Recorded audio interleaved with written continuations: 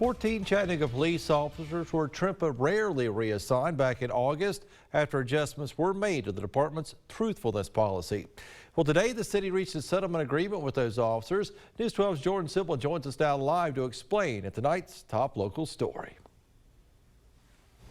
Andrew, good evening. Thank you. Chattanooga's Ellis Smith said in a press release this afternoon the previously reassigned officers have been reinstated. He says the city and all involved parties endured a complicated discussion involving state law, employment law, and more, but everyone is ready to move forward.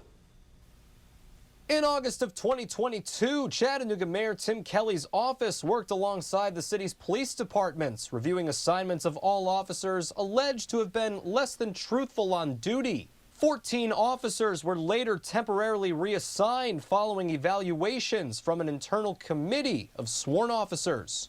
This is, I think, pretty standard for us to remain engaged in these discussions. But of course, Chief Murphy is leading the way and making sure that her department is, staffed with officers that have the highest standards of integrity. And, in law enforcement, that is very critical. 5 months later, the officers have been reinstated and made whole for lost earnings during their 2-week reassignment period. Chattanooga's Ellis Smith says those reassignments occurred following enhanced standards to the police department's truthfulness policy, an updated policy that everyone is ready to serve under. The important thing is to put the problems of the past that were decided in the past are in the past, and moving forward, we've got higher standards for police conduct.